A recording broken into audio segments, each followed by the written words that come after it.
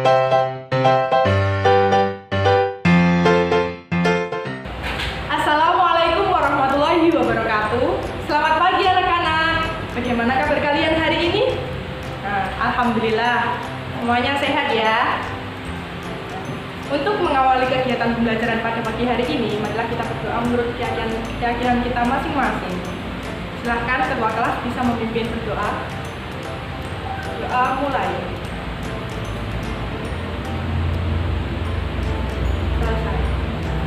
Nah, adakah hari ini yang tidak berangkat anak-anak? Oh iya, semuanya masuk ya? Ya, alhamdulillah. Sudah siapkah kalian mengikuti pembelajaran hari ini? Nah, coba ibu cek dulu semangatnya. Tepuk semangat. Semangat, yes. Nah, gitu dong. Yuk, sekarang ada yang masih ingat pembelajaran hari kemarin? Nah, betul sekali. Tema 4, subtema 2, pembelajaran ke-6 tentang nilai-nilai Pancasila. Anak-anak, hari ini kita akan belajar tentang tema 4, berbagai pekerjaan, subtema 3, pekerjaan orang tuaku, pembelajaran ke-1. 3. Tujuan pembelajaran pada hari ini yaitu 1. Dengan mengamati gambar di PowerPoint. Anak-anak, membaca dongeng sangat menyenangkan. Indonesia kaya akan dongeng. Ayo, siapa yang pernah membaca dongeng? Ya, pasti kalian pernah membaca dongeng semua ya. Nah, berikut beberapa contoh macam-macam dongeng yang ada di Indonesia. Ada monyet dan kelinci, tupai dan ikan gabus, kelinci dan buaya, kancil dan semut, ada semut dan belalang, dan si singa dan si tikus. Pada hari ini kita akan mempelajari tentang dongeng tupai dan ikan gabus. Coba perhatikan di layar, gambar apa yang kalian lihat? Nah, benar sekali, tupai dan ikan gabus. Anak-anak, dongeng memiliki dua unsur yang membangun jalannya cerita. Ada unsur intrinsik dan ekstrinsik. Unsur intrinsik adalah unsur yang membangun karya sastra dari dalam, meliputi tema, tokoh, sifat tokoh, alur, latar, dan amanat. Sedangkan unsur ekstrinsik yaitu unsur yang membangun karya sastra dari luar, meliputi latar belakang penciptaan, latar belakang pengarang, dan latar. Anak-anak, sebelum kalian membaca dongeng tupai dan ikan gabus, Ibu akan membagi kalian menjadi dua kelompok terlebih dahulu, kelompok A dan kelompok B. Nah, Ibu akan membagikan kartu dongeng yang akan kalian susun agar ceritanya menjadi runtut dan sesuai.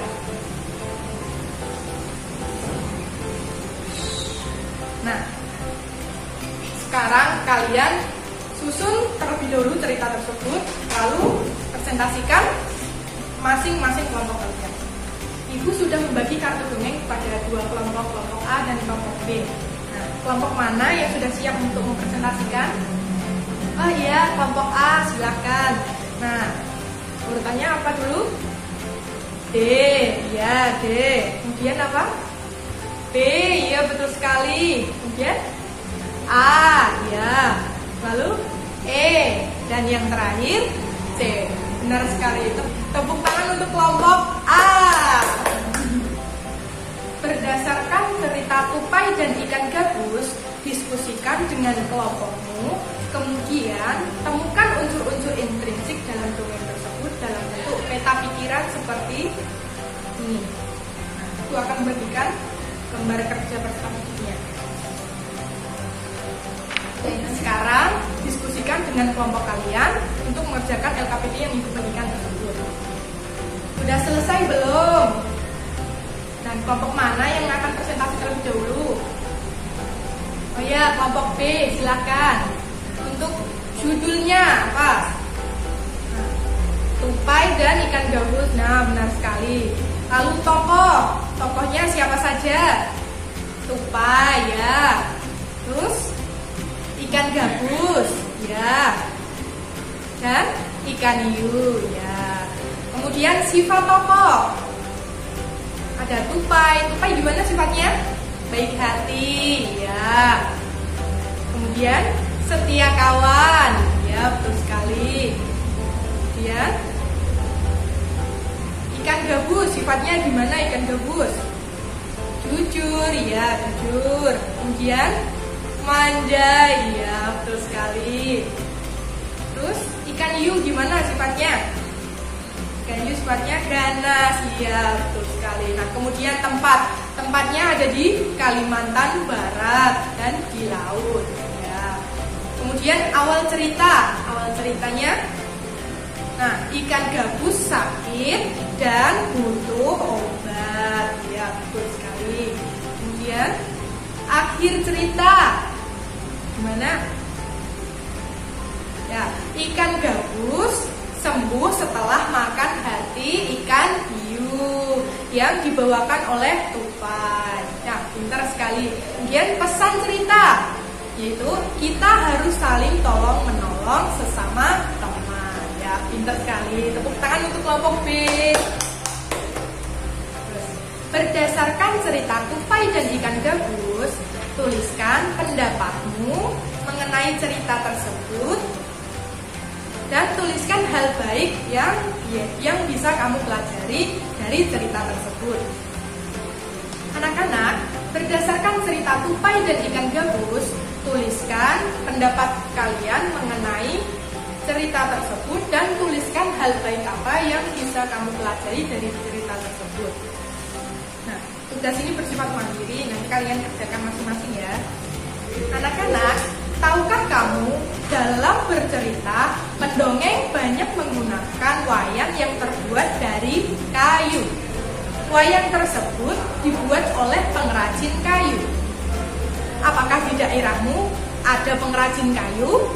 Pasti salah satu dari kalian ada di daerahnya yang pengrajin kayu. Nah, anak-anak, coba perhatikan gambar di layar. Ada gambar apa yang pertama?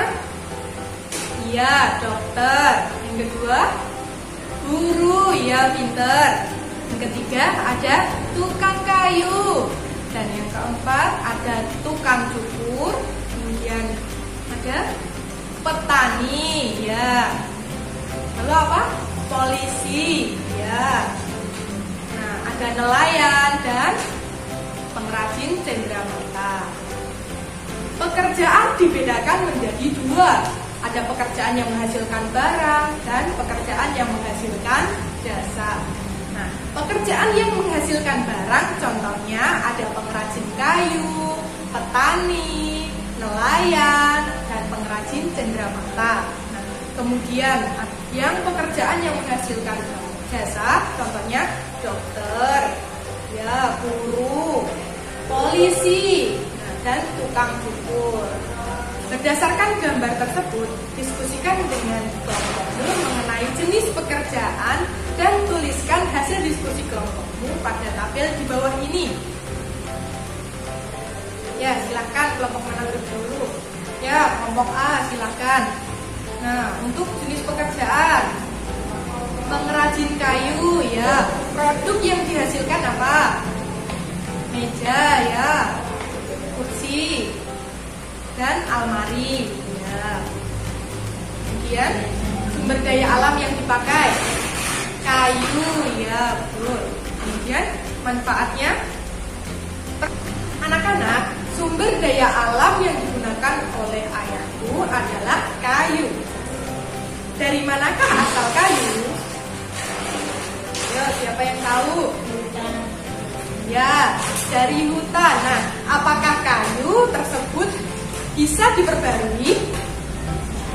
Siapa yang tahu?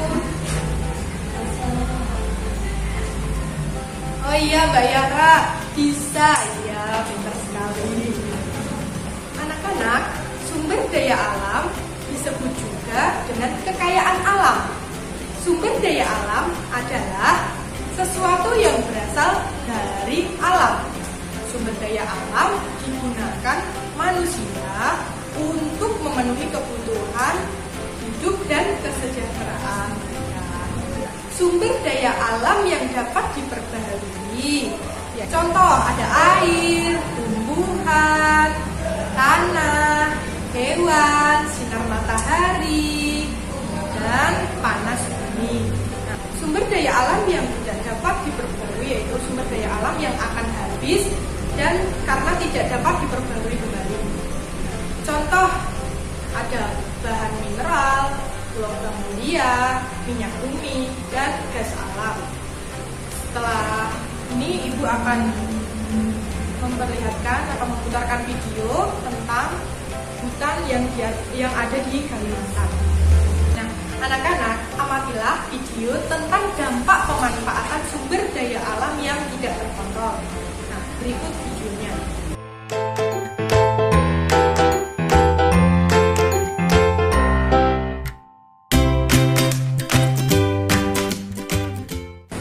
Berdasarkan video yang kalian simak, diskusikan dengan temanmu mengenai kondisi hutan di Kalimantan. Anak-anak, berdasarkan video yang telah kamu simak, diskusikan dengan temanmu atau dengan kelompokmu mengenai kondisi hutan yang ada di Kalimantan. Nah, kelompok B, ya silahkan. Nah, tepat sekali. Nah, hutan menjadi gundul, ya. Kemudian tanah longsor, ya. Banjir, ya tepat sekali. Kemudian bahan tambang, bahan tambang mineral yang tidak mudah diperbarui, yang akan habis, ya. Ya. Kemudian rusaknya ekosistem. Kemudian mata air akan menjadi kering dan rusaknya ekosistem air dan kemudian apa? Sumber daya alam akan habis. Pinter sekali kelompok B. Terima kasih. Tepuk tangan untuk kelompok B. Anak-anak, kesimpulan dalam pembelajaran kita hari ini yaitu 1. Unsur cerita dibagi menjadi 2, yaitu unsur intrinsik dan unsur ekstrinsik. Nah, kemudian kita seharusnya mencontoh tupai yang setia dan membantu sahabatnya dalam suka maupun duka, ya.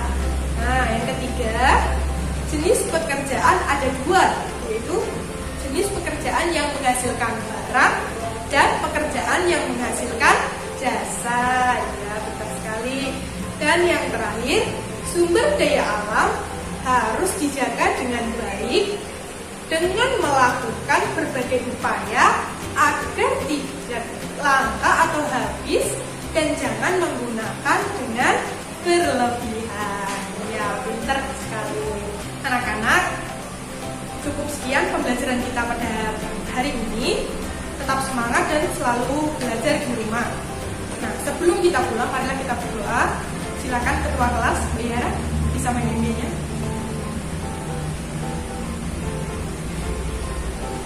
Terima kasih. Semoga pembelajaran hari ini bermanfaat untuk kalian semua. Cukup sekian. Wassalamualaikum warahmatullahi wabarakatuh.